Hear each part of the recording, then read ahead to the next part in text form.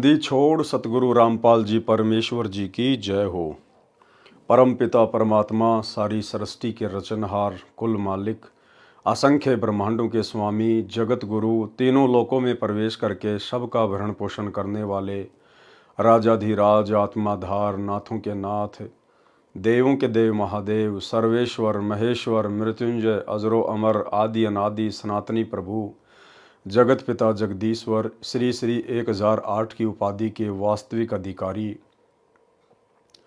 अकाल मूरत शब्द स्वरूपी राम वासुदेव सर्वगतम ब्रह्म परम पूज्य प्रथम पूज्य परम संत परम पुरुष परम धनी परम दयालु सत्य कबीर हक्का कबीर अल्लाहु अकबर बाखबर अल्लाह ताला जगत के तारणहार जगत के मुक्तिदाता जगत के जगन्नाथ हारे के सहारे हिंदुओं के राम मुसलमानों के अल्लाह सिखों के वाहेगुरु ईसाइयों के मसीह दया के सागर दयानिधि करुणा के सागर करुणानिधि स्वयंभू परिभू संकट मोचन कष्ट हरण मंगल करण दुख भंजन अविगत कबीर निर्विकार निर्विषम परमात्मा अलय अलेख सतगुरु आदि अनादि सतगुरु असली मर्यादा पुरुषोत्तम असली राम असली कृष्ण असली घनश्याम असली मुरारी राजाओं के राजा महाराजाओं के महाराजा शहंशाहों के शहंशाह सम्राटों के सम्राट भगवानों के भगवान अल्लाहों के अल्लाह प्रभुओं के प्रभु मसीहों के मसीह सच्चे वाहिगुरु बाबाओं के बाबा पीरों के पीर सेठों के सेठ जगत सेठ सावड़सा सेठ सर्वगुण संपन्न अनंत कोटि कलाओं के स्वामी अनंत कोटि ब्रह्मांडों के नायक योगियों में महायोगी ध्यानियों में महाध्यानी सिद्धों में परम सिद्ध ज्ञानियों में तत्वज्ञानी ब्रह्म ज्ञानी महाज्ञानी परम ज्ञानी सर्वश्रेष्ठ ज्ञानी विज्ञानी युवा कबीर समरथ कबीर असमवात अमित ओजा सच्चे रहनुमा करीम अल्लाह सुभान अल्लाह दुनिया के अंतिम पैगंबर 8 सितंबर 1951 से गांव धनाना जिला सोनीपत हरियाणा भारतवर्ष की पावन भूमि पर प्रकट रियल कल की भगवान श्री नारायण साकार हरि श्री बाबा साहेब शब्द स्वरूपी राम संत श्रोमणी सतगुरु रामपाल जी परमेश्वर जी के चरण कमल में साध संगति से जुड़े हुए देश विदेश से हम सभी सतसेवक भाई बहनों का अनंत कोटि दंडवत प्रणाम। सत्साई भाई और बहनों, दया पूज्य गुरुदेव भगवान की सतगुरु रामपाल जी परमेश्वर जी की सारी सृष्टि के मालिक की जिनके शुभ आशीर्वाद से आप और हम सभी भगत भाई बहन साध संगति से जुड़कर अपने आत्म कल्याण के लिए गुरुदेव के तत्व ज्ञान को आधार बनाकर भक्ति मार्ग पर दृढ़ता के साथ निरंतर आगे बढ़ रहे हैं। भाई और बहनों, पूज्य गुरुदेव जी के विशेष आशीर्वाद से उन्हीं के कर कमल से लिखित पवित्र पुस्तक कबीर सागर के सरलार्थ के ऊपर वीडियो बनाने की श्रृंखला जारी है। इसी श्रृंखला में आज हमारा ये 58 नंबर का वीडियो है। प्रत्येक वीडियो में गुरुदेव के आशीर्वाद से हमें कुछ न कुछ नया सीखने को मिलता है और गुरुदेव भगवान के कर कमल से लिखित होने के कारण इस पवित्र ग्रंथ को मात्र सुनने या पढ़ने से भी हम ढेर सारे पुण्य के भागी बनते हैं। तो कबीर चरित्र बोध के ऊपर वीडियो बनाए जा रहे हैं। इसी श्रृंखला में हम आगे बढ़ते हैं। पेज नंबर है 563 और आज का विषय है 12 पंथों के नाम। थोड़ा थोड़ा जानकारी परमात्मा हल्की हल्की सी जानकारी उपलब्ध करवा रहे हैं। कबीर सागर अध्याय कबीर चरित्र बोध पृष्ठ 1870 पर 12 पंथों के नाम लिखे हैं, जिनमें 12वां पंथ संत गरीबदास गांव छुड़ानी वाले का लिखा है। मैं रामपाल दास सन 1988 में संत गरीबदास जी के पंथ में संत स्वामी रामदेवानंद जी महाराज से दीक्षा लेकर जुड़ा हूँ।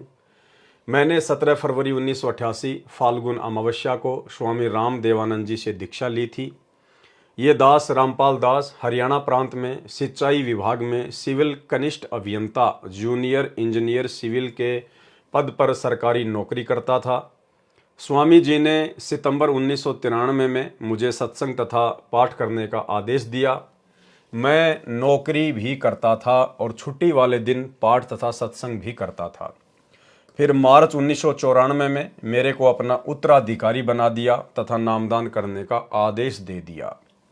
मैं मई 1995 तक तो छुट्टियों में केवल सेवा करता रहा, परंतु मई 1995 में सरकारी नौकरी से त्यागपत्र दे दिया, जो हरियाणा सरकार द्वारा सन 2000 में स्वीकृत किया गया है। नौकरी से त्यागपत्र देकर दिन रात परमेश्वर की सेवा में निकल पड़ा। हजारों की संख्या में नए भगत मेरे शिष्य हो गए।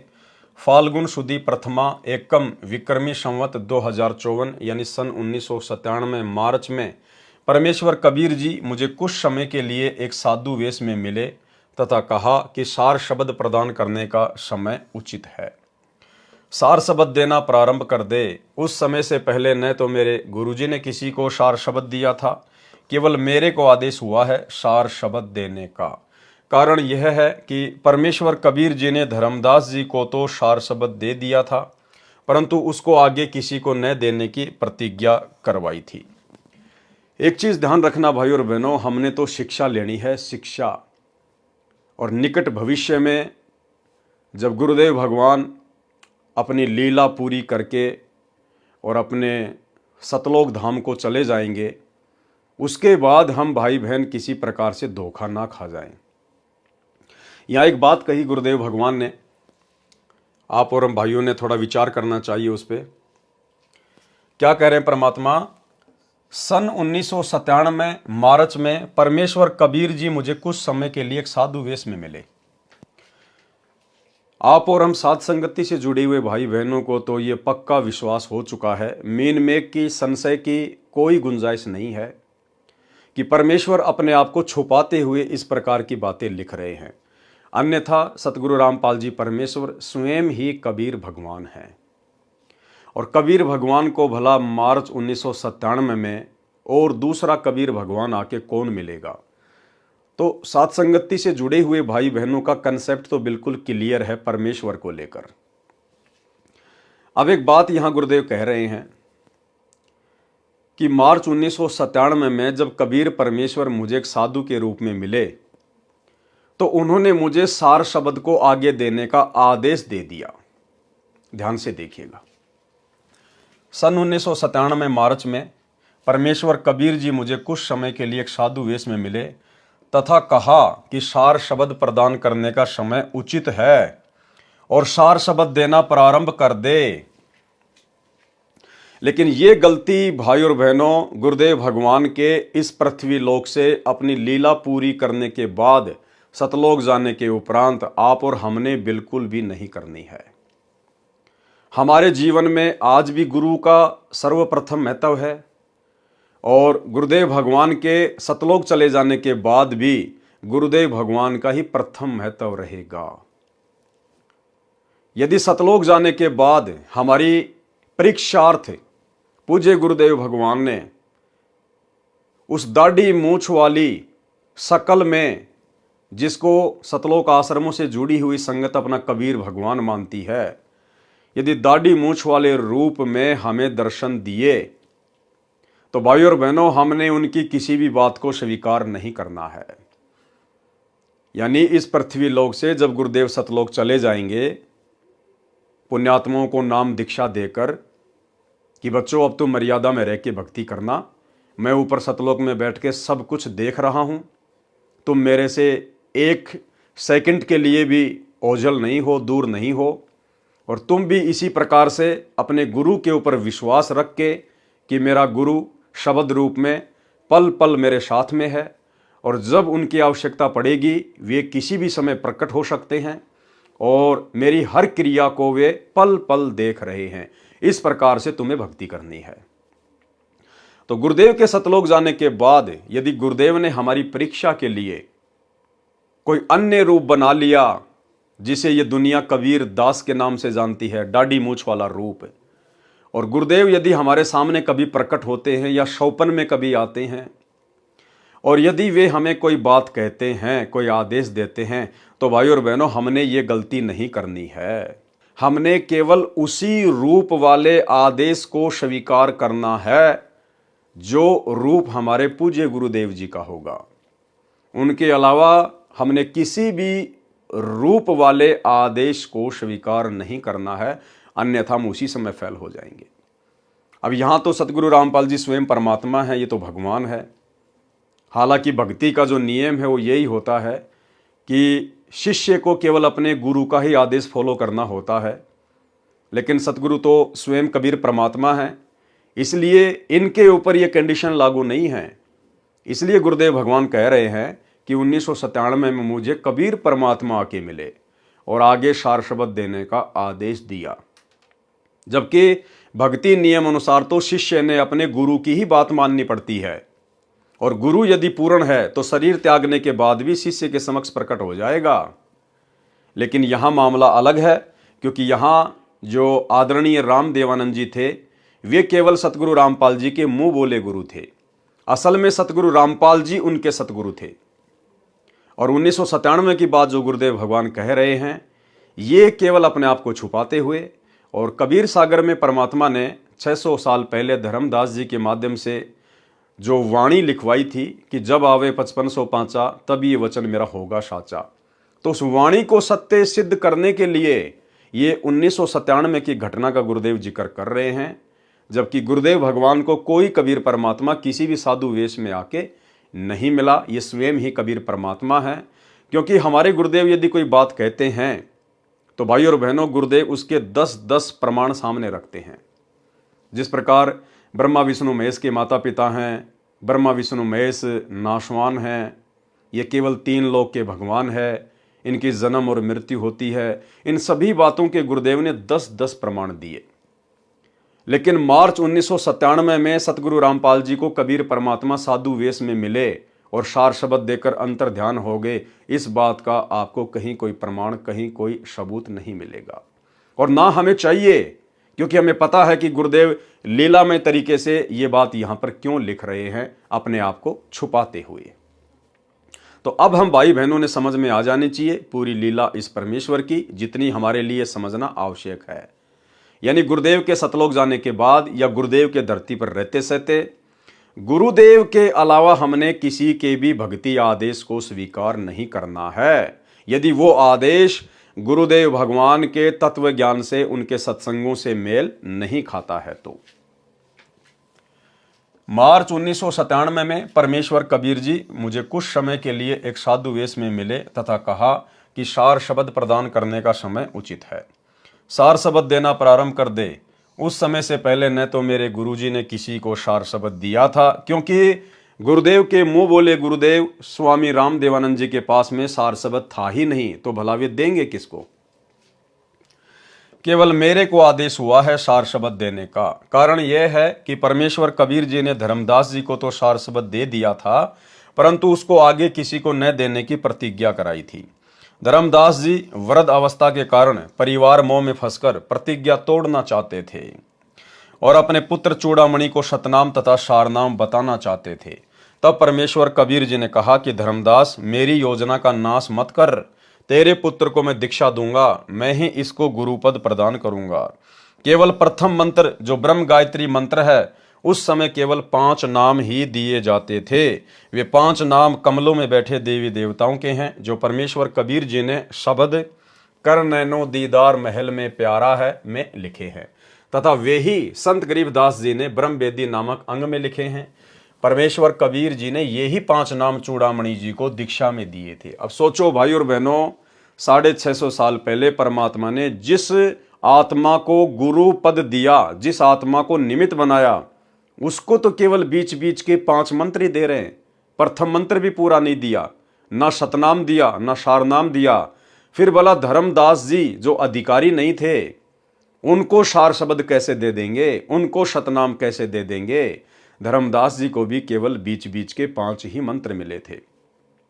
लेकिन यहां पर गुरुदेव भगवान ने इन बातों का जिक्र करना अति आवश्यक था, ताकि ये सिद्ध हो सके कि ये कबीर परमात्मा इस नाम दीक्षा के प्रोसीजर को 3 चरणों में पूरा करता है। केवल इस बात को सत्य सिद्ध करने के लिए कबीर सागर में इस प्रकार की बातें लिखी हुई हैं। अन्यथा धर्मदास जी को परमेश्वर जी ने कंप्लीट भक्ति का कोर्स नहीं दिया था, और सार शब्द सार नाम तो उस समय देना ही नहीं था। परमेश्वर ये सार शब्द तो उस आत्मा को देते हैं जो आत्मा स्वयं मिट जाएगी, लेकिन परमेश्वर की मर्यादाओं को खंडित नहीं होने देगी, अपने गुरुदेव के वचन को नहीं तोड़ेगी, वो आत्मा स्वयं टूट जाएगी। जबकि आगे चल के आप देखिएगा धर्मदास जी की क्या हालत हो गई। परिवार मोह में, अपने पुत्र मोह में इस कदर व्याकुल हो गए, परमात्मा के वचन को तोड़ने की सोच बैठे थे। देखिए आगे। तथा वे ही संत गरीबदास जी ने ब्रह्म वेदी नामक अंग में लिखे हैं। परमेश्वर कबीर जी ने यही 5 नाम चूड़ामणि जी को दीक्षा में दिए थे तथा इन्हीं को आगे दीक्षा रूप में देने का आदेश दिया था। चूड़ामणि जी को तो सतनाम जो 2 अक्षर का है, जिसमें एक ओम है तथा एक अन्य मंत्र है, भी नहीं दिया था। यानी चूड़ामणि जी को जो अधिकारी था उसको परमात्मा ने सतनाम भी नहीं दिया था। जब धर्मदास जी अधिक व्याकुल हो गए, कहा कि हे प्रभु, मेरे वंशजों को न तो सतनाम मिला न सार शब्द मिला, इनका कल्याण कैसे होगा? आप तो कह रहे हो कि तेरे 42 वंशों को पार करूंगा।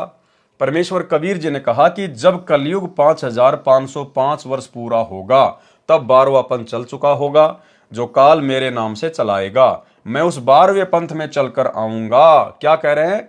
मैं उस 12वें पंथ में चलकर आऊंगा। और पहले गुरुदेव भगवान जिक्र कर चुके हैं कि ये दास 17 फरवरी 1988 को गरीबदास जी के 12वें पंथ में आदरणीय रामदेवानंद जी से उपदेश प्राप्त करके आ चुका था।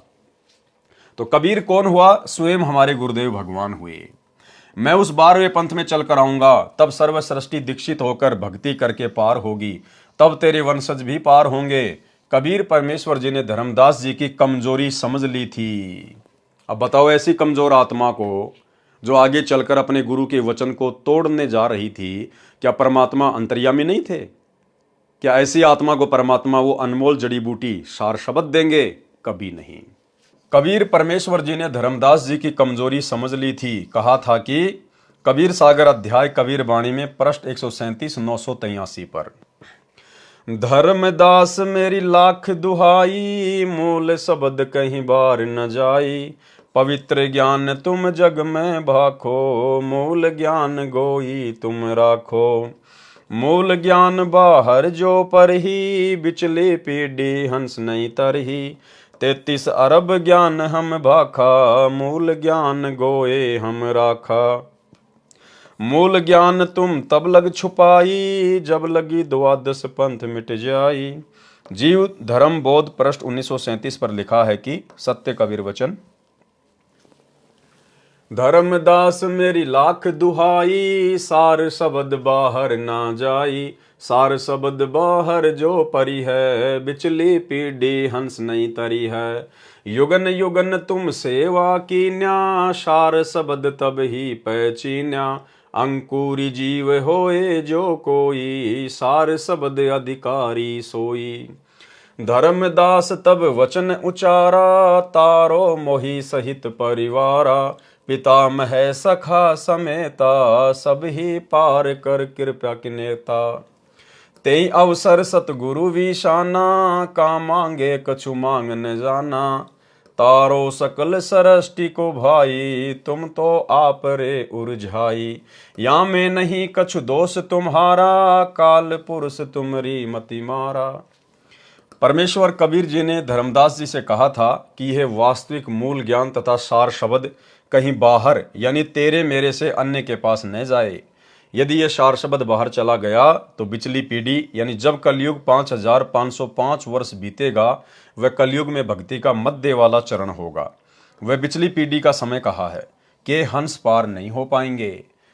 कबीर परमेश्वर जी ने कबीर सागर में कबीर वाणी पृष्ठ 137 983 पर स्पष्ट किया है कि प्रथम चरण कलयुग निर्याना, तब मगर मांडो मैदाना।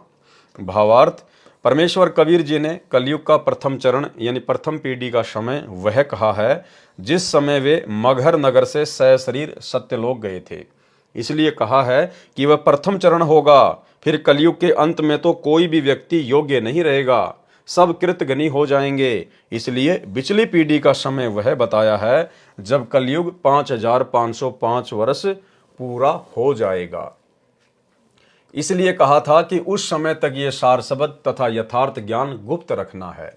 यह भी स्पष्ट किया है कि मैंने 33 अरब वाणी बोल दी है, परंतु मूल ज्ञान तत्व ज्ञान गुप्त ही रखा है। वह तो 13वें पंथ में आकर सब अंधेरा मिटाऊंगा। क्या कह रहे हैं? वह तो 13वें पंथ में आकर, ये नहीं कहा कि 13वें पंथ में अपनी आत्मा को भेजकर। और जहां जहां परमेश्वर इस प्रकार के शब्दों का यूज करते हैं कि मैं अपना अंश भेजूंगा, तो भाई और बहनों, गुरुदेव भगवान अपने आप को छुपाते हैं और जगह जगह परमात्मा स्पष्ट भी कर रहे हैं कि वह तो 13वें पंथ में आकर सब अंधेरा मिटाऊंगा। और वैसे भी भाई और बहनों, इस काल लोक में फैला ये अज्ञान का अंधेरा उस कबीर परमेश्वर के अलावा भला और मिटा भी कौन सकता है। कबीर बानी पृष्ठ 134 980 पर 13 पंथों के गुण बताए हैं। कहा है कि 12वें पंथ होए उजियारा, 13वें पंथ मिटे शकल अंधियारा। यानी 12वां पंथ जो गरीबदास जी का था, उसमें केवल परमेश्वर के ज्ञान का हल्का हल्का उजियारा होगा, संपूर्ण ज्ञान नहीं होगा। और जब 13वां पंथ शुरू हो जाएगा सन 1994 में, उसके बाद 13वें पंथ मिटे शकल अंधियारा, यानी अज्ञान का फिर नामो निशान ही समाप्त हो जाएगा पूरे विश्व से। भावार्थ, 12वां पंथ संत गरीबदास जी का है। उनके द्वारा परमेश्वर कबीर जी ने अपनी महिमा तथा यथार्थ ज्ञान की वाणी गूढ़ शब्दों में बुलवाई तथा लिखवाई। अब ये दास रामपाल दास उसी संत गरीबदास जी के पंथ से जुड़ा है। ये 13वां पंथ है।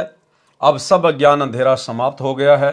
कबीर सागर में जीव धर्म बोध पेज 1937-1938 पर जो वाणी ऊपर लिखी है, उनमें धर्मदास जी ने परमेश्वर कबीर जी से याचना की है कि हे प्रभु, मेरे पितामह यानी दादा पिता तथा परिवार को पार कर दो। तब परमेश्वर कबीर जी ने कहा कि तूने क्या मांगा, तुम्हें मांगना भी नहीं आया, मैं तो सारी सृष्टि को पार कर दूं, ये तेरा दोष नहीं है, तेरी बुद्धि काल निरंजन ने समाप्त कर दी है। अब बताओ भाई और बहनों, सार शब्द देने की बाद की बातें हो रही हैं। ये परमात्मा कह रहे तेरी बुद्धि काल ने समाप्त कर दी है। तो वो अंतर्यामी परमात्मा भला धर्मदास जी को कैसे सार शब्द दे देते। तुम्हें मांगना भी नहीं आया, मैं तो सारी सृष्टि को पार कर दूं, ये तेरा दोष नहीं है, तेरी बुद्धि काल निरंजन ने समाप्त कर दी है। अधिक ज्ञान अनुराग सागर के सारांश में पढ़ें, उसमें स्पष्ट किया है कि तेरे 42 पीढ़ी के यानी बिंद वालों की मुक्ति नाद यानी जो शिष्य परंपरा से गुरु पद पर होगा उससे होगी, यानी सतगुरु रामपाल जी से।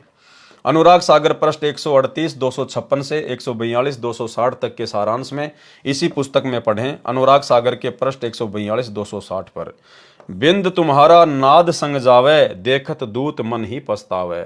यानी धर्मदास जी की जो वंश परंपरा वाले हैं, जो दामा खेड़ा वाले हैं या अन्य जो नकली कबीर पंथी हैं, वो यदि बिंद तुम्हारा यानी धर्मदास जी का बिंद, धर्मदास जी के वंशज नाद संग जावे। नाद कौन? सतगुरु रामपाल जी परमेश्वर, जो कि शिष्य परंपरा के तहत जिन्होंने 1994 में अपना 13वां कबीर पंथ शुरू किया है। उसके बाद देखत दूत मन ही पछतावे, उसके बाद जो काल के दूत हैं वो मन ही मन में पछताएंगे कि ये आत्माएं तो पार हो जाएंगी। परमेश्वर कबीर जी ने जान लिया कि धर्मदास को कोई भी मेरी शिक्षा प्रभाव नहीं कर रही है। अब देखो भाई और बहनों, आपको कितने प्रमाण मिलेंगे कि धर्मदास जी को परमेश्वर ने ओरिजिनल सार शब्द नहीं दिया, ओरिजिनल सार नाम नहीं दिया।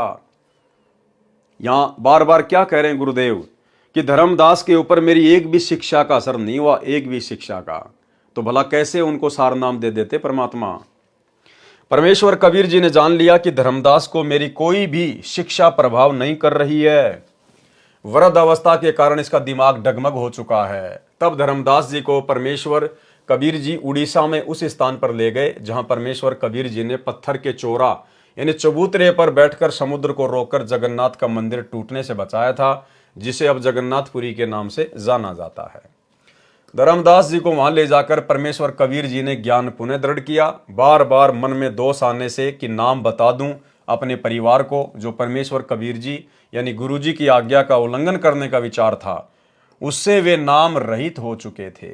उड़ीसा में धर्मदास जी के पुनः तीनों नाम शुद्ध किए। तब धर्मदास जी सचेत हुए और परमेश्वर कबीर जी से कहा कि हे प्रभु, वृद्ध अवस्था के कारण मेरा मन डगमग हो जाता है। मैं कभी गलती करके ये गुप्त भेद अपने परिवार को बता दूंगा, मुझे सतलोक भेज दो, मैं परिवार मोह में फंसा हूं। अब बताओ, सार सबद तो परमात्मा उस आत्मा को देते हैं जो परिवार मोह से बिल्कुल बाहर निकल जाता है, जिसकी सुरती सतलोक में लग जाती है, जिसको भक्ति और अपने गुरु के अलावा कुछ भी दिखाई नहीं देता। और धर्मदास जी अपनी कितनी बड़ी कमजोरी सिद्ध कर रहे हैं कि भगवान मुझे सतलोक भेज दो, मैं तो बूढ़ा हो गया, मेरा दिमाग डगमग हो गया, मैं कभी भी आपका ये गुप्त भेद अपने वंशजों को बता दूंगा। तो ऐसी आत्मा को भला कैसे परमात्मा वो अनमोल नाम देंगे। तब परमेश्वर कबीर जी ने धर्मदास जी के परिवार के समक्ष, यानी उस समय चूड़ामणि पुत्र तथा पत्नी आमिनी देवी भी उपस्थित थे, जीवित को पृथ्वी में समाधि दे दी, यानी जीवित को मिट्टी में दबा दिया। अब यहाँ कुछ एक भगत भाई बहनों को शंका हो जाती है कि भाई जब धर्मदास जी को परमात्मा ने जीवित ही मिट्टी में दबाया तो धर्मदास जी को तो बड़ी तकलीफ हुई होगी, उनके तो श्वासें रुक गई होंगी, वो तो तड़प तड़प के मरे होंगे। परमात्मा ने ऐसा क्यों किया? भगवान तो वैसे भी शरीर छुड़वा सकता था। तो भाई और बहनों, हमने अपने गुरुदेव भगवान की, अपने परमात्मा की किसी भी लीला पर संदेह व्यक्त नहीं करना चाहिए। परमेश्वर का कोई भी कार्य होता है वो लीलामय होता है। आपको दो उदाहरण देते हैं। सबसे पहला उदाहरण तैमूर लंग का। जब तैमूर लंग को परमेश्वर ने खाना खाते खाते तैमूर लंग की माँ की प्रार्थना पर कि महाराज जी दया करो, हम बहुत गरीब हैं, थोड़ा धन दे दो, तो परमेश्वर ने एक लोहे की सांकड़ उठाई और तैमूर लंग की पीठ में जोर जोर से 7 मारी। और तैमूर की माँ ने सोचा कि ये महात्मा तो पागल है, कोई पागल, इतना सोचा ही था, परमात्मा अंतर्ध्यान हो गए। बाद में तैमूर लंग ने बताया कि माँ, आपने बाबा के बारे में ऐसा नहीं सोचना चाहिए था। हे माँ, जब वो बाबा मेरी पिटाई कर रहे थे मुझे तो पता भी नहीं चल रहा था कि बाबा मेरी पिटाई कर रहा है, मुझे तो महसूस ही नहीं हुआ। सबसे पहला उदाहरण तो ये। दूसरा उदाहरण आपको एक भगत का इंटरव्यू सुनाते हैं, भगत करमवीर दास, झज्जर, हरियाणा से। काफी समय पहले से गुरुदेव भगवान से जुड़ चुका था और उसको कोई बीमारी हो गई, कोई तकलीफ हो गई शरीर में, और डॉक्टर जब उसके शरीर से मवाद निकालते थे इंजेक्शन से तो उसको भयंकर पीड़ा होती थी, भयंकर पीड़ा, चिल्लाता था। एक समय उसने परमात्मा से अर्ज करी, अरदास करी कि हे परमेश्वर दया करो, दया करो। तो गुरुदेव भगवान ने उसको दर्शन दिए और परमेश्वर ने कहा कि बेटा ले तू ये मंत्र जाप करना जिस समय वो डॉक्टर तेरी मवाद निकालने के लिए आए।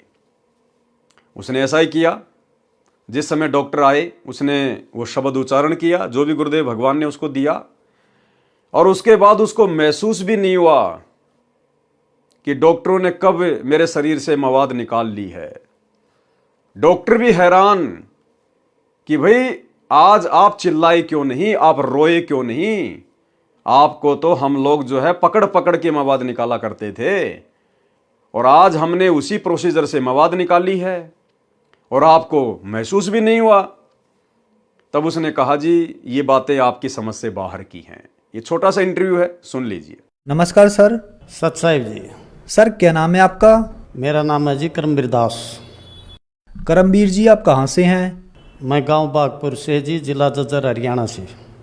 सर संत रामपाल जी महाराज से कब जुड़े आप? मैं संत रामपाल जी महाराज से जी सन 2004 में कबीर प्रकट दिवस पर। सर संत रामपाल जी महाराज से नाम उपदेश लेने से पहले क्या आप कोई भक्ति साधना भी करते थे? जी हमको किसी भी पंथ से नहीं जुड़े थे। एक गांव में दादा दुनियाड़ा की मंडी थी जी, वहाँ पर मंगलवार को जोत लगाते थे, प्रसाद चढ़ाते थे जी। वैसे मैं गुड़गामा भी गया, हमारे पास बेरी देवी का मंदिर है, वहाँ भी धोख मारते थे जी। मेन मतलब हम किसी की पूजा नहीं करते थे जी। सर जी उनकी हमें भक्ति का उनका ज्ञान ही नहीं था। हम देवी की पूजा करते थे, कढ़ाई करते थे, लेकिन देवी का असली मंत्र का भी नहीं पता था। तो उनसे लाभ क्या होता, हमें कुछ भी नहीं जी। सर संत रामपाल जी महाराज से नाम दीक्षा लेने के बाद आपको क्या लाभ हुए? संत रामपाल जी महाराज से नाम लेने के बाद जी बहुत फ़ायदे हुए जी। पहला फायदा तो यही हुआ मेरे को कि मैं 2006 में जब करोथा कांड आर्य समाज ने किया तो जी आर्य समाज जी मेरी परचून की दुकान थी, गांव में अकेला था और धूम्रपान की कोई चीज़ न रखने के कारण मैं गांव में प्रसिद्ध था। मेरे को यही बोलते थे भाई रामपाल की दुकान पर जाएंगे, तो गैल पढ़ लिए जी। मैंने जी नाम खंडित कर दिया तो एक ने मेरे पे गाल दी जी और मैं बहुत तगड़ा बीमार हो गया। उससे पहले मेरी भविष्यवाणी हो रही थी कि जब आप 42 साल के हो जाएंगे तो आपकी डेथ हो जाएगी, लेकिन वो भविष्यवाणी मैं भूल गया था जी। तो गाल गलने के बाद में मैं इतना बीमार पड़ गया जी, मेरे को पता ही नहीं मेरे साथ क्या हो रहा है। कहीं से भी दवाई लो जी, कोई भी दवाई असर नहीं करें। तो मैं एक दिन गुरुजी ने रात को 12 बजे जब काल कहते हैं कि ये तपस्या पर भूनता है, तो मेरे को महसूस हो रहा था जी, मेरे को मन बिल्कुल नंगा और तपस्या पर काल मेरे को भून रहा था। गुरुजी ने आकर मेरे हाथ पकड़ कर उठाया और कहा, बेटे क्या कर रहे हो? क्या करूं गुरुजी, कि मेरे साथ बंदर गैल पड़ लिए, इसलिए मैंने नाम खंडित कर दिया जी। गुरुजी ने कहा, जी आपको पहले ही सूचित किया गया था कि 2006 में एक तूफान आएगा, लेकिन हम तुच्छ बुद्धि जीव उसको नहीं समझ सके जी। उसके बाद जी मैं मेडिकल में गया। मेडिकल में गुरुजी को मेरे साक्षात दर्शन होते रहे जी। जब जोतबत्ती करता तो गुरुजी, जैसे आप मेरे सामने हैं ये है, तो ऐसे गुरुजी मेरे पास रहते और मैं गुरुजी से बातें करता रहता। तो घर वाले कहते इसके दिमाग में फ़र्क हो गया, भाई ये गर्म गोली खा गया, अरे कुछ ही बैंडता। गुरुजी ने मेरे को सतलोक दिखाया जी, तीनों लोगों का ज्ञान करवाया। मैं घर की सारी बात बताता रहा, लेकिन गुरुजी घर वालों ने मेरे पे विश्वास नहीं किया। बड़ा भाई तो ये कहता भाई इसके दिमाग में फ़र्क हो गया। जब मैंने कहा कि आपने गरीबदास की वाणी सुनी है, गरीबदास को भी बावला बता दिया था इस क्या कर ले इस दुनिया साणी को, तो मैं सच बोल रहा हूँ, लेकिन मेरे को विश्वास, मेरी बात पर विश्वास नहीं किया। जब मेरे को मेडिकल रोहतक में ले जाया गया तो मेरे कमर में पानी बता दिया जी। पहले दिन पानी निकालने लगे तो जी पानी नहीं निकला। गुरुजी संत रामपाल जी के दर्शन हुए, वो मेरे साथ में खड़े हो गए, मेरे टीचर के पास मैं पड़ा हुआ था। तो संत गुरु रामपाल जी महाराज ने से मैंने अरदास लगाई, गुरुजी ये मेरे कमर में पानी बताते हैं, पानी है नहीं। गुरुजी ने आदेश दिया, वो पानी तो कल भी नहीं था और आज भी नहीं निकला। माँ गुरुजी ये फिर मेरे को वैसे करते हैं, दर्द इतना होता कि धरती आसमान एक हो जाता। तो संत रामपाल जी महाराज ने मेरे को एक विधि बताई, मैं अपने आपे से, अपने शरीर से बाहर हो गया। अब भाई जब भी ये क्रिया करते हैं, ये अपना काम करते हैं, इनके कार्य में बाधा मत डालो, और जो करते हैं कर रहे हैं। जो आपकी बीमारी थी वो मैंने काट दी, अब तो ये आपने क्रिया करने दो। अगले दिन जी फिर मेरे को पानी की चेकिंग के लिए गए। मैंने डॉक्टर से कहा, माँ डॉक्टर साहब मेरी पर्ची पर लिख दो, मेरे कमरे में पानी नहीं है। डॉक्टर साहब ने भी मना कर दिया, लेकिन ये कहा भाई पानी तो है नहीं, लेकिन आप चेक करवाओगे तो मैं आपको लिखूँगा, वैसे नहीं लिखूँगा। फिर मेरे गुरुजी संत रामपाल जी द्वारा बताई विधि मेरे याद आई, मैंने कहा जी निकाल लो। बेंच पर लेट गया और गुरुजी के ने जो विधि बताई थी संत रामपाल जी महाराज ने, उस विधि का मैंने स्मरण किया। तो उन्होंने पानी निकाला, पानी निकला नहीं। मेरे को पता नहीं मेरे साथ क्या हो रहा है। तो जब वो कहे, बड़ा भाई था, छोटा लड़का था जी, तो वो कहने लगे चल भाई उठ। तो मैं हंस रहा था, तो वो कहने लगे भाई कल तो तू किलकी मार के रो रहा था, आज तू हंस रहा है। मैंने उनको यही कहा, आज मेरे पास कोई शक्ति थी, मालिक मेरे साथ में खड़े थे, उन्होंने मेरे को ये दिया, मेरे को किसी प्रकार का भी कोई दर्द नहीं हुआ। तो भाई और बहनों, आप लोगों को यकीन हो जाना चाहिए, जब ये परमात्मा अपनी लीला करता है तो लीला को कोई समझ भी नहीं पाता है। तो हमने अपने गुरुदेव भगवान की किसी भी बात के ऊपर संशय या संदेह व्यक्त नहीं करना चाहिए। परमात्मा जो करते हैं वही करते हैं जो उनको उचित लगता है, तो हमने कोई संदेह नहीं करना चाहिए। पुण्यात्माओं, विचार करो, सतनाम तथा सार शब्द सुरक्षित रखने के लिए अपनी प्यारी आत्मा धर्मदास जी को भी जीवित पृथ्वी में दबा दिया, तो वे मंत्र कितने महत्वपूर्ण हैं। जैसा कि धर्मदास जी से परमेश्वर कबीर जी ने कहा है, जीव धर्म बोध पृष्ठ 1934 पर, युगन युगन तुम सेवा कीन्या, ताते सार शब्द में चीन्या। भावार्थ, हे धर्मदास, तुमने युगों युगों भक्ति की है, तब तुझे ये सार शब्द समझ में आया है, तब ही ये तुझे मिला है। तो हे प्रिय पाठकों, विचार करो, आप पिछली पीढ़ी में जन्मे हो और जिन्होंने दीक्षा ले ली और अब सार शब्द भी मिल चुका है, तो आप कितने पुण्यकर्मी हो। इसलिए यह दीक्षा लेकर मर्यादा में रहकर भक्ति करके कल्याण करवाना। संत गरीबदास जी ने कहा है कि ये संसार समझदा नहीं, कहंदा शाम दोपहरे नू, गरीबदास ये वक्त जात है, रोगे इस पैरे नू। कबीर चरित्र बोध पृष्ठ 1870 पर 12 पंथों के नाम लिखे हैं। नंबर 1, नारायण दास का पंथ। वास्तु में यह चूड़ामणि वाला पंथ है जो धर्मदास के वंश द्वारा दामाखेड़ा में चलाया जा रहा है। पूरा विवरण इसी पुस्तक में कबीर बाणी के पृष्ठ 134 980 से 137 983 तक के सारांश में पढ़ें, जिस पर पहले वीडियो बन चुका है। कृपया देखें कबीर सागर के अध्याय कबीर चरित्र बोध के पृष्ठ 1870 की फोटोकॉपी, जिसमें 12वां पंथ गरीबदास जी का है। ये सत्य है। दूसरा, जागू यानी यागू दास ये भी ठीक है, शेष सब सत्य हैं, परंतु प्रथम नारायण दास गलत है, क्योंकि नारायण दास ने तो परमेश्वर कबीर जी का ज्ञान स्वीकार ही नहीं किया था। वे तो आजीवन श्री कृष्ण पुजारी रहे थे। आज भी बांधवगढ़ में श्री कृष्ण जी का मंदिर विद्यमान है। ये उसकी फोटोकॉपी है जो गुरुदेव भगवान ने यहाँ पर लगाई है। कबीर चरित्र बोध पृष्ठ 1871 पर महाप्रलय का वर्णन गलत है। यथार्थ वर्णन इसी पुस्तक में पृष्ठ 71 से 77 तक पढ़ें, जिसके ऊपर पहले वीडियो बन चुके हैं। कबीर चरित्र बोध पृष्ठ 1874 से 1876 तक कबीर जी का सत्यलोक गमन का वर्णन है। ये बहुत ठीक है। यथार्थ जानकारी कृपया आगे पढ़ें। कबीर चरित्र बोध पृष्ठ 1876 पर लिखा है कि कबीर जी का आदि में यानी पहले कोई शरीर नहीं था तथा न अंत में मगर में कोई शरीर था। वह तेज पुंज का प्राकाट्य था। लेखक का भावार्थ है कि कबीर जी निराकार हैं। कबीर चरित्र बोध पेज 1884-1885 पर कबीर जी के लोक और हंसों का वर्णन गलत है। लिखा है कि जब मुक्त हंस सतलोक में जाता है तो उसके शरीर का प्रकाश करोड़ों सूर्य तथा चांद से भी अधिक हो जाता है। यह गलत वर्णन है। यथार्थ ज्ञान यह है कि एक मुक्त हंस के शरीर का कुल प्रकाश 16 सूर्यों के समान होता है। कबीर चरित्र बोध पेज 1886 पर लिखा है कि जब संसार से मुक्त होकर जीव शतलोक में प्रवेश करता है तो वहां के हंस यानी जीव नीचे से गए हंसों की आगवानी के लिए सतलोक से बाहर निकलते हैं, गले मिलते हैं, प्रसन्न होकर कहते हैं कि बहुत दिनों से बिछुड़े हंस आज हमसे मिले हैं। सब मिलजुल कर सत्य पुरुष के दर्शन कराने को लेकर जाते हैं। सत्य पुरुष के निकट जाकर दंडवत प्रणाम करते हैं। शतलोक में वास यानी निवास करते हैं। आओ विचार करें। एक तरफ तो कबीर पंथी कहते हैं कि शतलोक में सत्य पुरुष केवल प्रकाश है, साकार नहीं है। फिर सत्य पुरुष के दर्शन करना, उसके निकट जाकर दंडवत प्रणाम करना, ये भी लिखा है। फिर लिखा है कि जब नीचे से मुक्त सतलोक जाते हैं तो वहां के निवासी सतलोक से बाहर निकल कर आते हैं। क्या सतलोक कोई चूहों का घर या बिल है, उससे निकल कर बाहर आते हैं? यह है ऊआबाई का ज्ञान जो अनुभवहीन व्यक्तियों द्वारा कहा गया है। यथार्थ ज्ञान आप जी इसी पुस्तक में सृष्टि रचना में पढ़ें। कबीर चरित्र बोध में आप जी ने सत्य तथा असत्य ज्ञान पढ़ा। कबीर चरित्र बोध तो बहुत है, परंतु यहाँ लिखने लगूं तो इतनी मोटी पुस्तक और तैयार हो जाएगी, इसलिए यह अलग से लिखी जाएगी। फिर भी परमेश्वर को पहचानने के लिए पर्याप्त विवरण लिखा है। प्रभु कबीर जी का मगर से सशरीर सतलोक गमन तथा सूखी नदी में नीर बहाना। उसके बाद इस भ्रम को तोड़ने के लिए कि जो मगर में मरता है वह गधा बनता है और काशी में मरने वाला स्वर्ग जाता है, बंदी छोड़ कहते हैं कि सही विधि से भक्ति करने वाला प्राणी चाहे वह कहीं पर भी प्राण त्याग दे, वह अपने सही स्थान पर ही जाएगा।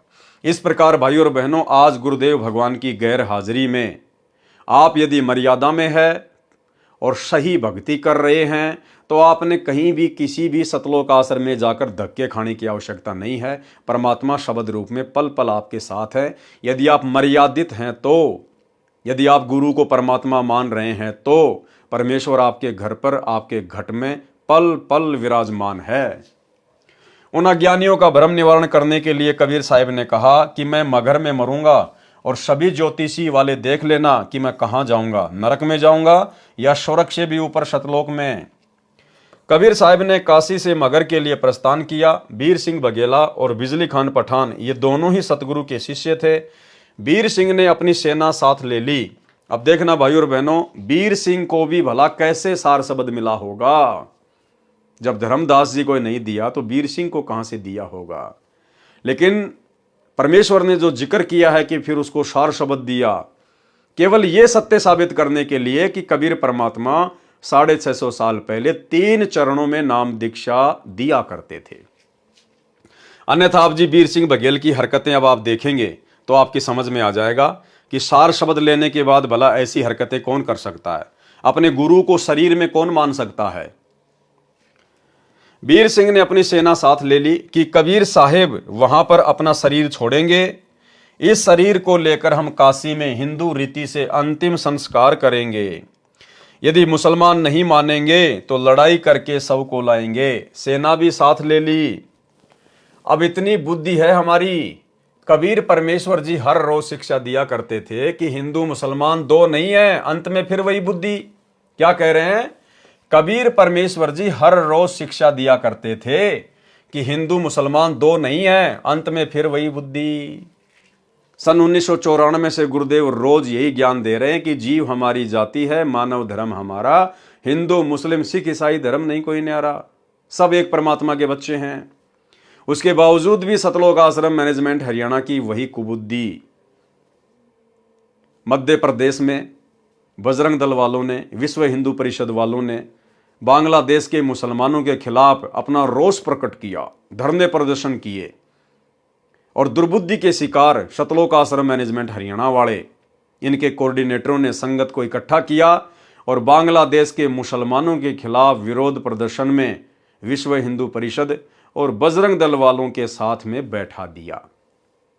ये लोग आज भी नहीं समझ पा रहे कि मुसलमान कौन है, हिंदू कौन है और हम कौन हैं। तो भाई और बहनों, सतगुरु के ज्ञान का 1% भी असर वर्तमान में ना तो सतगुरु के कलयुगी परिवार को है और ना इन कोऑर्डिनेटरों को है। कबीर परमेश्वर जी हर रोज शिक्षा दिया करते कि हिंदू मुसलमान दो नहीं है, अंत में फिर वही बुद्धि। उधर से बिजली खान पठान को पता चला कि कबीर साहब यहां पर आ रहे हैं। बिजली खान पठान ने सतगुरु तथा सर्व आने वाले भक्तों तथा दर्शकों की खाने तथा पीने की सारी व्यवस्था की और कहा कि सेना तुम भी तैयार कर लो, हम अपने पीर कबीर साहिब का यहाँ पर मुसलमान विधि से अंतिम संस्कार करेंगे। कबीर साहिब के मगर पहुँचने के बाद बिजली खान ने कहा कि महाराज जी स्नान करो। कबीर साहिब ने कहा कि बहते पानी में स्नान करूँगा। बिजली खान ने कहा कि सतगुरुदेव, यहाँ पर साथ में एक आमी नदी है, वह भगवान शिव के श्राप से सूखी पड़ी है, उसमें पानी नहीं है। जैसी व्यवस्था दास से हो पाई है, पानी का प्रबंध करवाया है, आपके स्नान के लिए प्रबंध किया है, लेकिन संगत बहुत आ गई, इनके नहाने की तो बात नहीं बन पाएगी। पीने का पानी पर्याप्त मात्रा में बाहर से मंगवा रखा है। कबीर साहिब ने कहा कि वह नदी देखे कहाँ पर है। उस नदी पर जाकर साहिब ने हाथ से ऐसे इशारा किया था जैसे यातायात का सिपाही रुकी हुई गाड़ियों को जाने का संकेत करता है। वह आमी नदी पानी से पूरी तरह भरकर चल पड़ी। बोलो सतगुरुदेव की जय। सत साहेब, ये आमी नदी वहां पर अभी भी विद्यमान है। सब ने जय जयकार की। साहिब ने कहा कि एक चादर नीचे बिछाओ, एक मैं ऊपर ओढ़ूंगा, क्योंकि वे जानी जान तो थे। कहने लगी कि ये सेना कैसे ला रखी है तुमने। अब बिजली खान पठान और वीर सिंह बघेला आमने सामने खड़े हैं। उन्होंने तो मुंह लटका लिया और बोले नहीं। वे दूसरे हिंदू और मुसलमान बिना नाम वाले बोले कि जी हम आपका अंतिम संस्कार अपनी विधि से करेंगे। दूसरे कहते हैं कि हम अपनी विधि से करेंगे। चढ़ा ली बाहें, उठा लिए हथियार तथा कहने लगे कि आ जाओ। कबीर साहब ने कहा, रे नादानो, क्या मैंने यही शिक्षा दी थी 120 वर्ष तक? इस मिट्टी का तुम क्या करोगे? चाहे फूंक दो या गाड़ दो, इससे क्या मिलेगा? तुमने क्या शिक्षा ली मेरे से? भाई और बहनों, आज दया हुई है साथ संगति से जुड़े हुए सत्सेवक भाई बहनों के ऊपर। अन्यथा आज भी 2014 बरवाला कांड के बाद सतगुरु की संगत में बिजली खान पठान और वीर सिंह बघेला की तरह जमकर लड़ाई झगड़े होते, जमकर मारकाट होती। यदि अपने सत्सेवक बच्चों पे परमात्मा ज्ञान की रजा ना बख्शते तो हम जहां जहां भी साथ संगतियां रखते थे, जहां जहां भी हम समागम करते थे, गुरुदेव को भोग लगाते थे, ज्ञान आधार से चर्चा करते थे, तो सतलोक आश्रम मैनेजमेंट हरियाणा को यह रास नहीं आता था। इनको लगता था अगर सभी आत्माएं इसी प्रकार से ज्ञान से परिचित हो जाएंगी और घर बैठकर गुरु को भगवान मानकर भक्ति करने लग गई तो हमारे आश्रमों में कौन आएगा, हमारा धार्मिक धंधा कैसे चलेगा। इन्होंने हर संभव प्रयास किया साथ संगतियां रुकवाने का, पुलिस वालों को भेजकर, पुलिस वालों को पैसे देकर, उनको शराब पिलाकर इन्होंने भक्तों को पिटवाया, गुरुदेव की फोटोओं को फिकवा दिया, हलवे राम को इन्होंने फिकवा दिया, बेरहमी से भक्तों को मारा पीटा, मुकदमे लगाए। भाई और बहनों, यदि परमात्मा सत्सेवकों के ऊपर अपनी विशेष रजा ना बख्शते, हमारा ज्ञान योग ना खोलते, यदि हमारे अंतःकरण में परमात्मा डर पैदा ना करते कि भाई अगर गुरु नाराज हो गया तो फिर किस लिए हम भक्ति कर रहे हैं। हमने इनकी गालियां खाई, हमने इनकी मार सही, हमने इनके मुकदमे सहे, लेकिन हमने उफ तक नहीं किया, उफ तक। जबकि 2 हाथ तो हमारे भी थे, लठ वगैरह तो वहां हमारे पास भी होते थे। चक्कू वगैरह, अन्य सामग्री वगैरह सबके पास होती है। लेकिन हमने कभी भी सत्सेवकों ने उफ तक नहीं किया, इनकी गालियां खाई, इनकी मार खाई, इनके डंडे खाए। अन्यथा भाई और बहनों, आज भी वही महाभारत हो जाता, वही महाभारत है।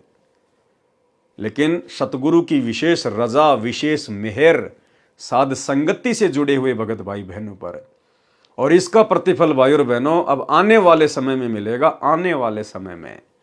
क्योंकि सतगुरु के विशेष नजदीक, उनकी विशेष सेवाओं में केवल सत्सेवक भाई बहन ही 24 घंटे उपस्थित रहेंगे। और जिन्होंने अपनी अज्ञानता, नादानी और मूर्खता का परिचय दे दिया बरवाला कांड के बाद, लड़ाई झगड़े करके, मार पिटाई करके, गुरुदेव के सत्संगों के विरुद्ध कुकर्म करके, आने वाले समय में भाई और बहनों उन लोगों को गुरु के दर्शन भी दुर्लभ होंगे, दर्शन भी दुर्लभ। इससे क्या मिलेगा? तुमने क्या शिक्षा ली मेरे से? सुन लो, यदि झगड़ा कर लिया तो मेरे से बुरा नहीं होगा। वे जानते थे कि ये कबीर साहिब परम शक्ति युक्त हैं, यदि कुछ कह दिया तो बात बिगड़ जाएगी। शांत हो गए, पर मन में यही था कि शरीर छोड़ने दो, हमने तो यही करना है। वे तो जानी जान थे, उस दिन गृह युद्ध शुरू हो जाता, सत्यानाश हो जाता, यदि साहिब अपनी कृपया न बख्शते।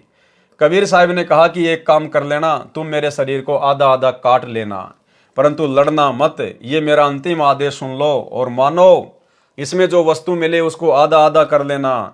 महीना माघ शुक्ल पक्ष तिथि एकादशी, विक्रमी संवत 1575, 1575 सन 1518 को कबीर साहिब ने एक चदर नीचे बिछाई और एक ऊपर ओढ़ ली। कुछ फूल कबीर साहिब के नीचे वाली चद्दर पर 2 इंच मोटाई में बिछा दिए।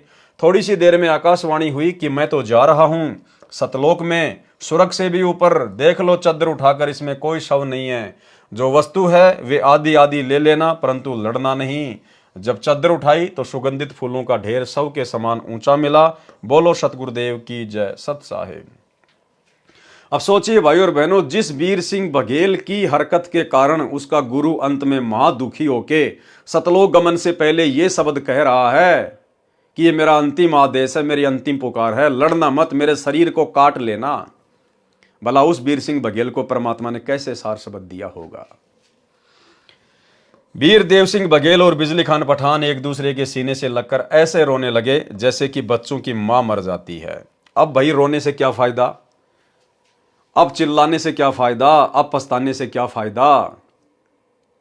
जब समय था उस समय सतगुरु को पहचानते, सतगुरु की शिक्षाओं पे चलते, अमल करते। अब सतगुरु के जाने के बाद तुम कितने बड़े भगत बन जाओ, तुम कितने पश्चाताप करो, उन चीजों का कोई लेना देना नहीं होता। फिर तो वहां पर रुदन मच गया। हिंदू और मुसलमानों का प्यार सदा के लिए अटूट बन गया। एक दूसरे को सीने से लगाकर हिंदू और मुसलमान रो रहे थे। कहने लगे कि हम समझे नहीं, ये तो वास्तव में अल्लाह आए हुए थे।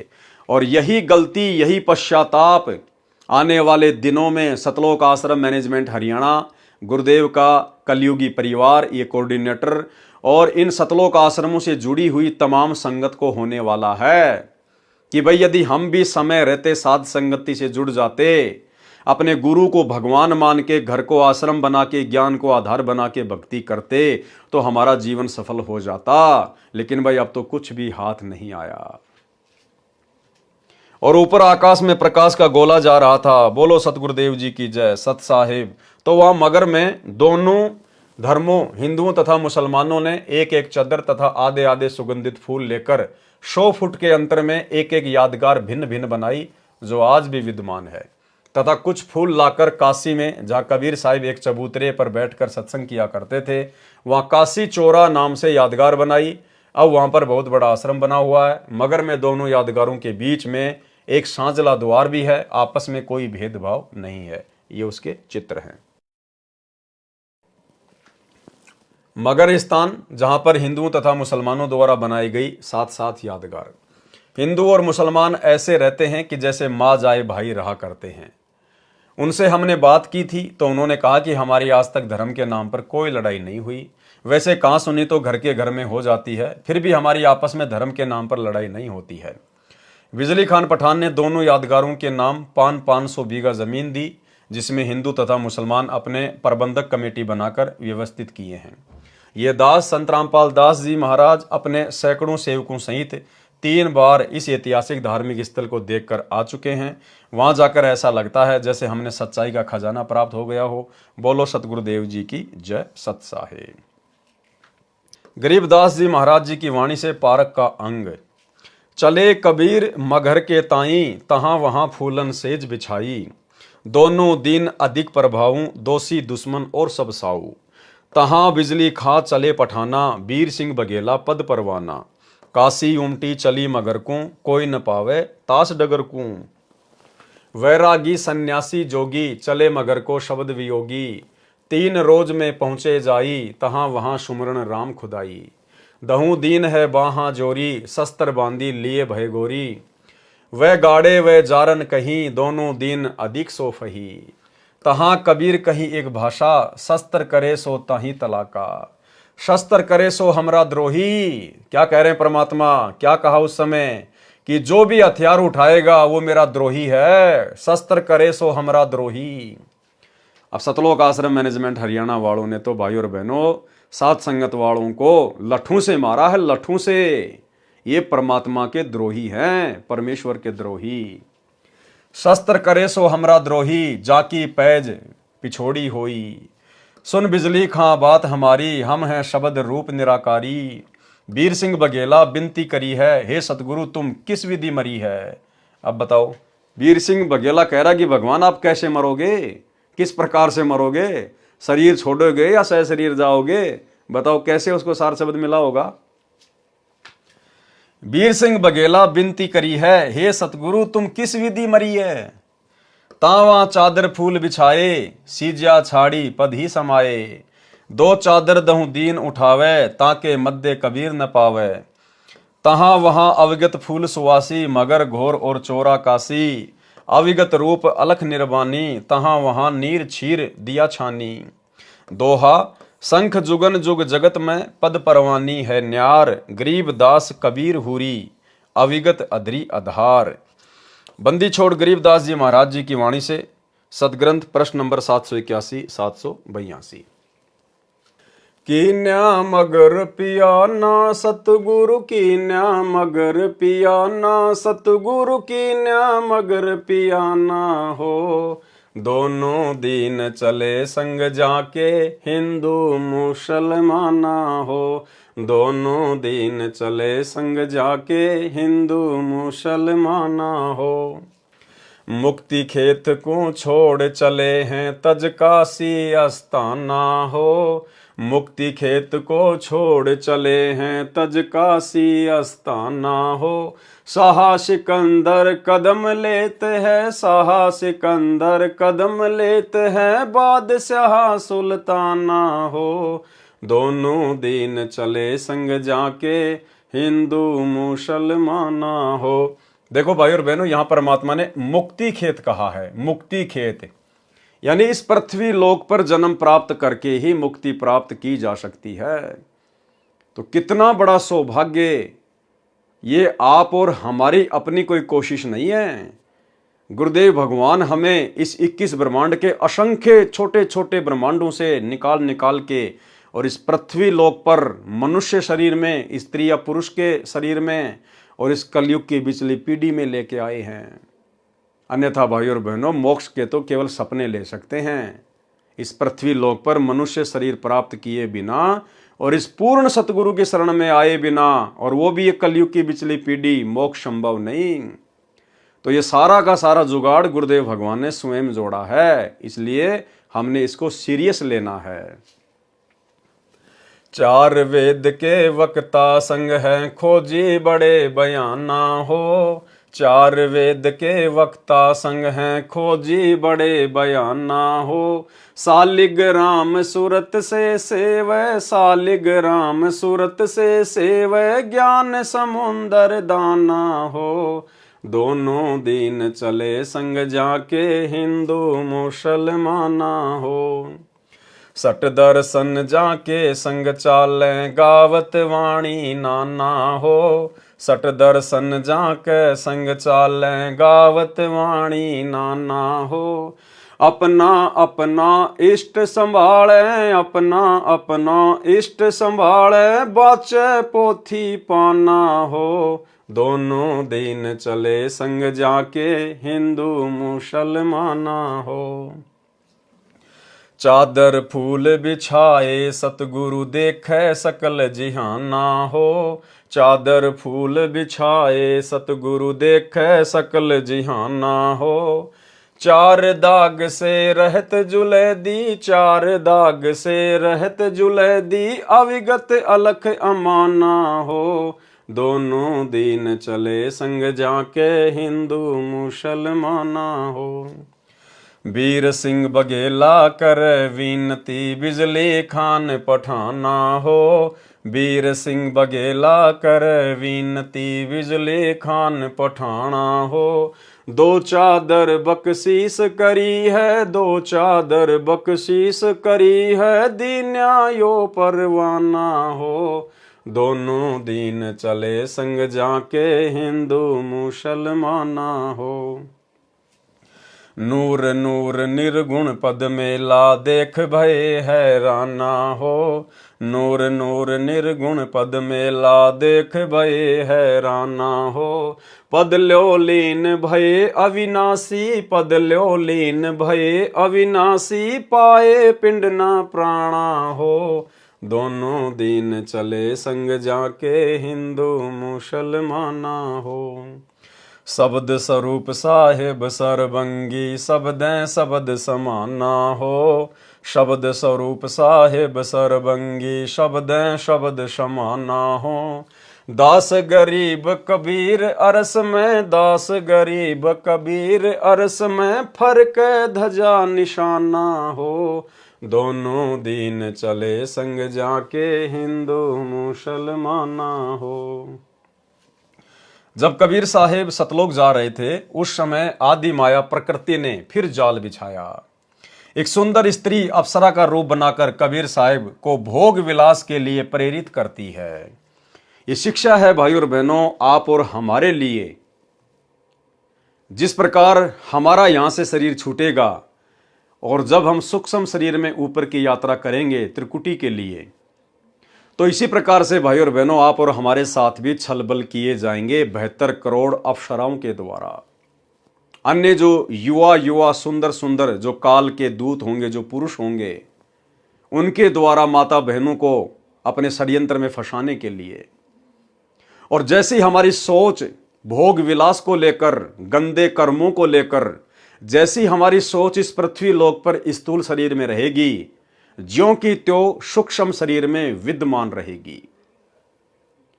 और जिसके सूक्ष्म शरीर में वो सोच विद्यमान होगी, वो भाई और बहनों 101% इस काल के षड्यंत्र में फंसेगा। इसलिए परमेश्वर अपनी वाणियों में कहते हैं कि भग भोग्या भग उपजय, और भग से बचा न कोई, और जो कोई भग से बचे भगत कहावे सोई। यानी जिस दिन आप इस भोग विलास वाले कर्म से दूर होंगे, उस दिन तो आपकी भक्ति शुरू होगी। आप वास्तव में एक भगत की कैटेगरी में समझे जाएंगे। तो ये आप और हम भगत भाई बहनों के लिए शिक्षा है। और देखो कितनी बड़ी रजा कर दी गुरुदेव भगवान ने साध संगति से जुड़ी हुई आत्माओं के ऊपर। इसलिए दास बार बार कहता है कि जो साध संगति है वो पूर्ण मोक्ष प्राप्ति के लिए सतगुरु रामपाल जी भगवान का ट्रेनिंग सेंटर है। यदि आप सतलोक के लिए एक नेक हंस बन सकते हैं तो साध संगति से जुड़कर ही बन सकते हैं, दूसरा कोई तरीका नहीं है। और गुरुदेव भगवान के विशेष आशीर्वाद से, उनकी रजा के बिना तो यह संभव ही नहीं है कि युवा युवा अवस्था में 25-25, 30-30 वर्ष की उम्र में सतसेवक भाई बहन आपस में जो पहले पति पत्नी के रिश्ते में थे, अब भाई बहन के रिश्ते में कन्वर्ट हो चुके हैं। कुछ एक आत्माओं को तो ये ज्ञान यहां तक समझ में आ गया, उनको तो इतना भय पैदा हो गया है कि भाई अगर गुरुदेव भगवान के हिसार जेल से बाहर आने से पहले पहले विशेषकर यदि सत्सेवकों ने इस कुक्रम से दूरी नहीं बनाई तो क्या पता भाई हमारा नंबर पड़े या ना पड़े। और उन्होंने ज्ञान को आधार बनाकर आपस में सलाह मशवरा करके सहमति करके दोनों ने, भगत और भगतमती ने, कि भाई भाड़ में जाए, ठीक है, शादी का हमारा संस्कार था वो पूरा हो गया है, दोनों मिलके अपनी भक्ति करेंगे। ना जाने ये कर्म भोग विलास वाले हम कितने असंख्य जन्मों से करते हुए आ रहे हैं। आज हमारे नाम के कितने गांव बसे होंगे, हमें क्या मिला, हमें क्या प्राप्त हुआ सिवाय लक 84 के। तो ये शरीर तो हमने अपने गुरुदेव के चरणों में समर्पित करना पड़ेगा। कोटि शीश तूने दे दिए यम राजा की फेट, एक शीश दे के देख ले सतगुरु अपने की भेंट। तो उन भाई बहनों ने तो, जिनके संतान भी नहीं है, उन्होंने भी भाई बहन के रिश्ते कायम कर लिए कि भैया मुक्ति चाहिए, मोक्ष चाहिए। ये कुकर्म करते तो असंख्य जन्म बीत गए। और यदि भाई और बहनों हमारी यही भावना यहां पर बनी रही तो जैसे ही हमारा शरीर छूटेगा तो सूक्ष्म शरीर में वही भावना रहेगी और काल हमें झप लेगा। क्योंकि ये तो हमें महसूस होगा ही नहीं कि हम त्रिकुटी की यात्रा पे जा रहे हैं, महसूस यही होगा कि हम तो किसी समागम में जा रहे हैं, सत्संग में जा रहे हैं, पता ही नहीं चलेगा। और वो हरकतें कर बैठेंगे, मन में वो दोष पैदा कर बैठेंगे। तो गुरुदेव भगवान अपने ऊपर लेकर आप और हमें समझा रहे हैं कि जब मैं मगहर से ऊपर जाने लगा एक आम संत का रूप बनाकर, वो माया, वो दुर्गा मुझे पहचान नहीं पाई, मुझे जान नहीं पाई, और मेरे ऊपर डोरे डालने के लिए, मुझे अपने साथ में भोग विलास के लिए प्रेरित करने के लिए एक सुंदर स्त्री का रूप बनाकर जिसको देखते आदमी पागल हो जाए, ऐसा रूप बना के मेरे सामने आई। गुरुदेव समझाना चाह रहे हैं कि तुम्हारे साथ भी यही होगा। इसलिए अपनी उस गंदी सोच को, उस गंदे कर्म को इस पृथ्वी पर, इस स्थूल शरीर में ज्ञान को आधार बना के त्याग दो। जब कबीर साहिब सतलोक जा रहे थे उस समय आदि माया प्रकृति ने फिर जाल बिछाया। एक सुंदर स्त्री अप्सरा का रूप बनाकर कबीर साहिब को भोग विलास के लिए प्रेरित करती है। शब्द बंदी छोड़ गरीबदास जी महाराज जी की वाणी से, सदग्रंथ साहिब पेज नंबर 782। देखा मगर जहूरा सतगुरु देखा मगर जहूरा, सतगुरु देखा मगर जहूरा हो। काशी में कीर्ति कर चाले झिलमिल देही नूरा हो। काशी में कीर्ति कर चाले झिलमिल देही नूरा हो। माया आदि अरस से उतरी बणी अप्सरा हूरा हो। माया आदि अरस से उतरी बणी अप्सरा हूरा हो। हम तो बरे कबीर पुरुष को, हम तो बरे कबीर पुरुष को, तू है दुल्ला पूरा हो। काशी में कीर्ति कर चाले झिलमिल देही नूरा हो। माया कहे कबीर पुरुष से देखो बदन जहूरा हो। माया कहे कबीर पुरुष से देखो बदन जहूरा हो। अरस विमान सुरग में मंदिर, अरस विमान सुरग में मंदिर, भोगे हमको सूरा हो।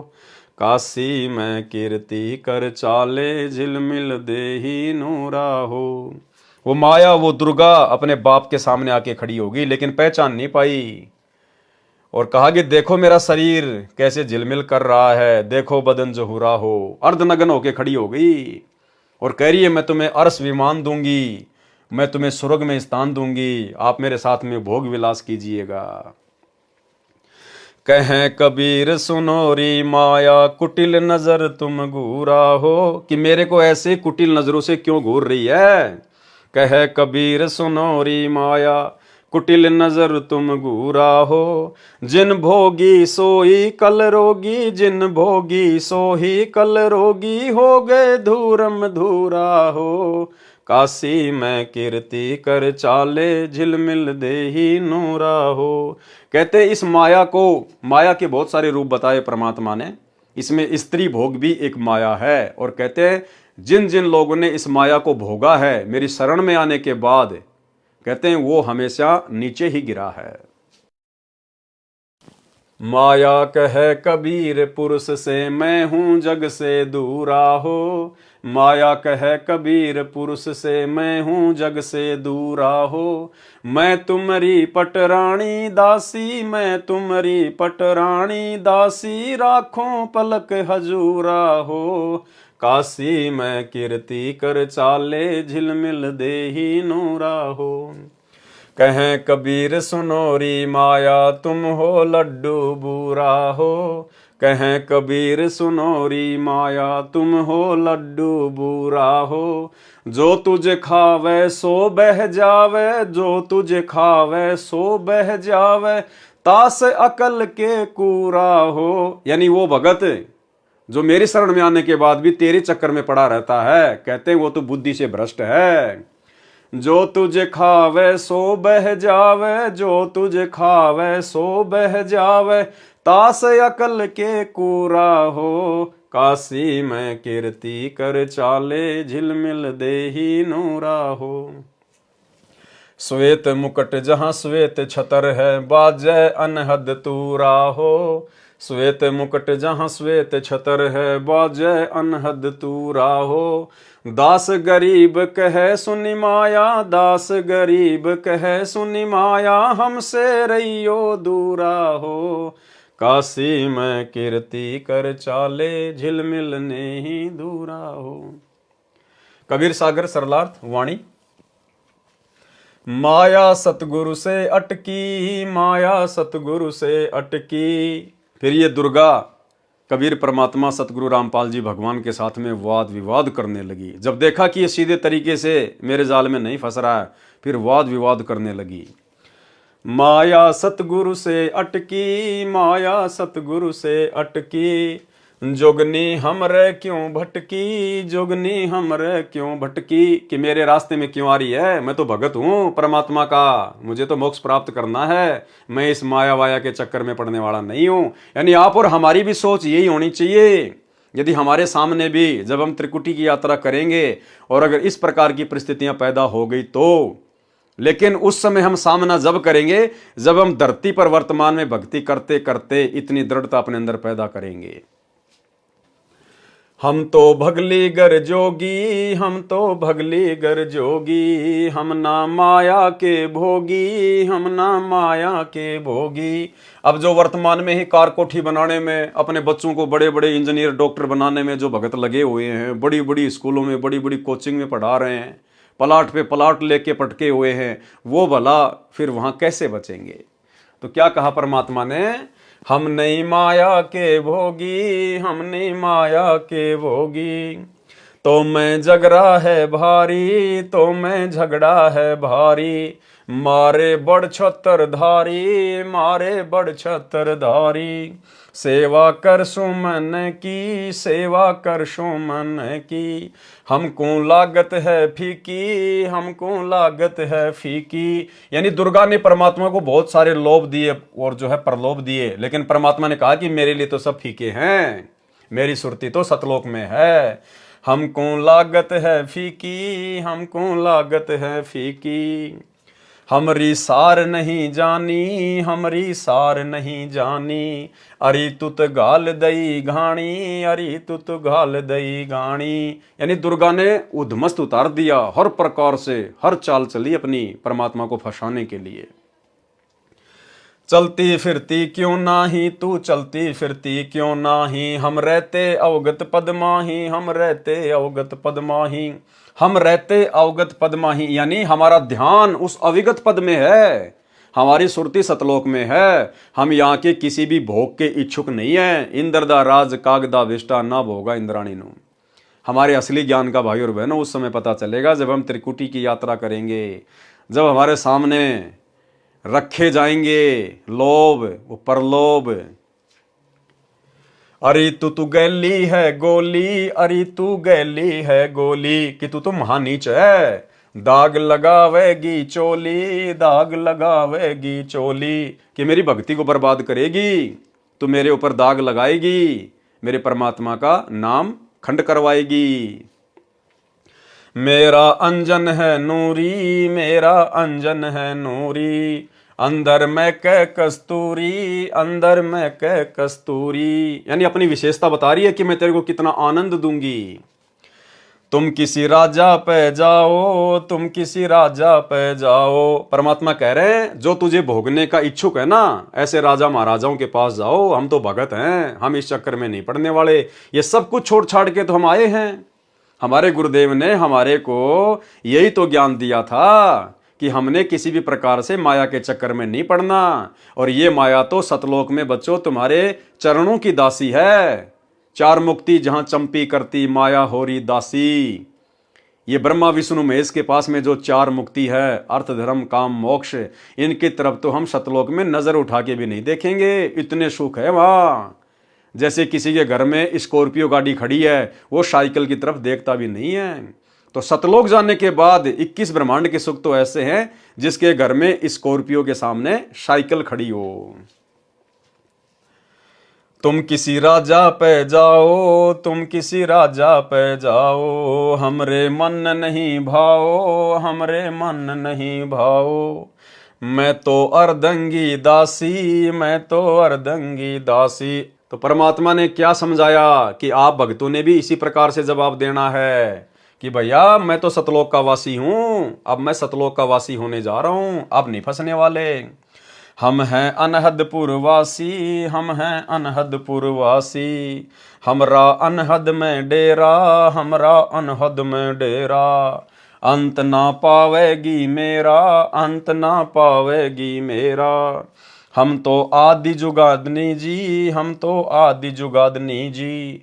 अरे तुझे माता कहूँ अकधी, अरे तुझे माता कहूँ अकधी।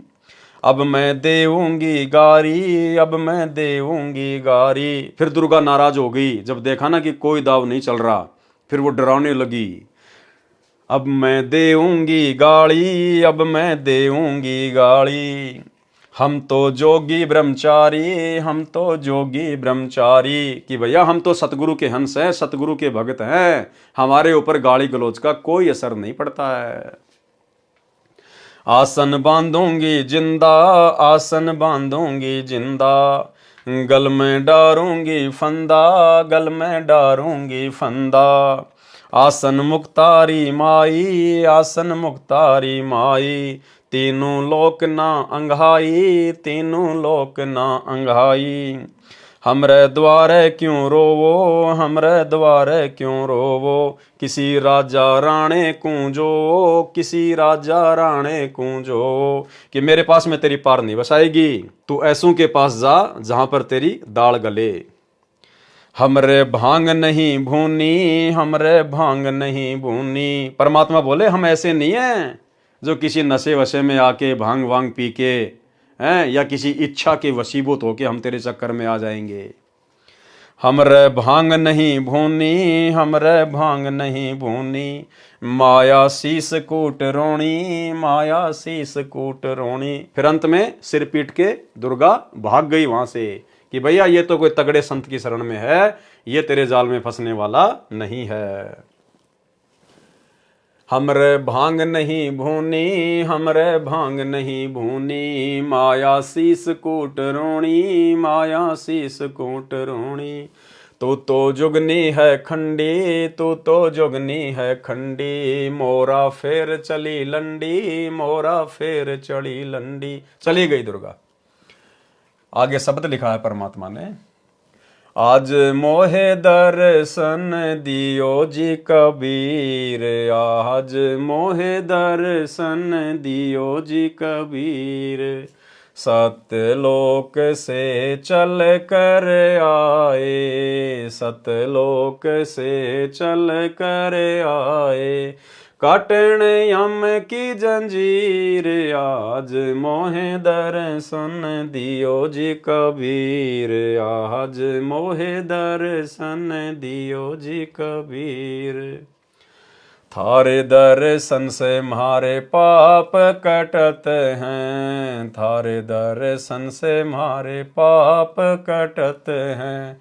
निर्मल होवे जी शरीर, आज मोहे दर्शन दियो जी कबीर। आज मोहे दर्शन दियो जी कबीर।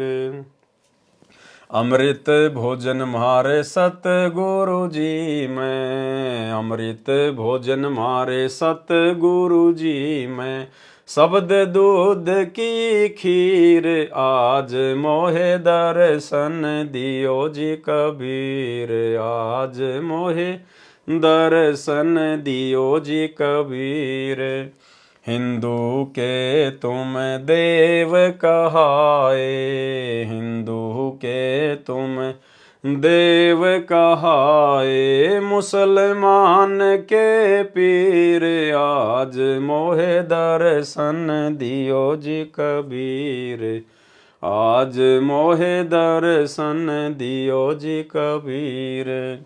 दोनों दीन का झगड़ा छिड़ गया, दोनों दीन का झगड़ा छिड़ गया, टोए न पाए शरीर आज मोहे दर्शन दियो जी कबीर, आज मोहे दर्शन दियो जी कबीर। धर्मदास की अर्ज गुशाई, धर्मदास की अर्ज गुशाई, खेवा लगाइयो पर तीर आज मोहे दर्शन दियो जी कबीर, आज मोहे दर्शन दियो जी कबीर। मलुकदास जी को परमेश्वर कबीर जी संत रूप में मिले थे। उनको सत्यलोक ले जाकर वापस छोड़ा था, अपनी महिमा से परिचित करवाया। उसके पश्चात संत मलुकदास जी ने कबीर जी की महिमा का गुणगान किया। अगम निगम बोध के पृष्ठ 45 1735 पर मलुकदास जी का शब्द है। जपोरे मन साहेब नाम कबीर, जपोरे मन साहेब नाम कबीर, एक समय गुरु बंसी बजाई कालंदरी के तीर, एक समय गुरु बंसी बजाई कालंदरी के तीर, सुर नर मुनि सब चकित भये, रुक गया यमुना नीर, जपोरे मन साहेब नाम कबीर। काशी तज गुरु मगहर आए दो दिन के पीर, काशी तज गुरु मगहर आए दोनों दिन के पीर, कोई गाड़े कोई अग्नि जलावे, कोई गाड़े कोई अग्नि जलावे, नेक न धरते धीर, जपोरे मन साहेब नाम कबीर, जपोरे मन साहेब नाम कबीर। चार दाग से सतगुरु न्यारा अजरो अमर शरीर, चार दाग से सतगुरु न्यारा अजरो अमर। जगन्नाथ का मंदिर बचाया, जगन्नाथ का मंदिर बचाया, ऐसे गहर गंभीर, जपोरे मन साहिब नाम कबीर, जपोरे मन साहिब नाम कबीर। दास मलुक सलूक कहता है, खोजो कसम कबीर। संत दादू दास जी को कबीर जी ने शरण में लिया। श्री दादू जी को 7 वर्ष की आयु में जिंदा बाबा के स्वरूप में परमेश्वर जी मिले थे। उस समय कई अन्य हम उम्र बच्चे भी खेल रहे थे। परमेश्वर कबीर जी ने अपने कमंडल से कुछ जल पान के पत्ते को कटोरे की तरह बनाकर पिलाया तथा प्रथम नाम देकर सतलोक ले गए। दादू जी 3 दिन रात अचेत यानी कोमा में रहे, फिर सचेत हुए तथा कबीर जी का गुणगान किया। जो बच्चे श्री दादू जी के साथ खेल रहे थे उन्होंने गांव में आकर बताया कि एक बूढ़ा बाबा आया था, उसने जादू जंत्र का जल दादू को पिलाया था, परंतु दादू जी ने बताया था कि जिन मोकू निज नाम दिया सोए सतगुरु हमारे, दादू दूसरा कोई नहीं कबीर सिरजनहार। दादू नाम कबीर की जय कोई लेवे ओट, ताको कबू लागे नहीं काल बजर की चोट। केरी नाम कबीर है विषम काल गजराज, दादू भजन परताप से भागै सुनत आवाज।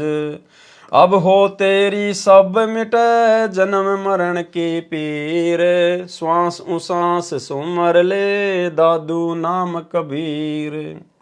स्पष्टीकरण, संत मलुकदास जी तथा संत दादू दास जी को परमेश्वर संत गरीबदास जी की तरह सतलोक जाने के पश्चात मिले थे। ये प्रकरण कबीर सागर में नहीं था, बाद में लिखा गया है।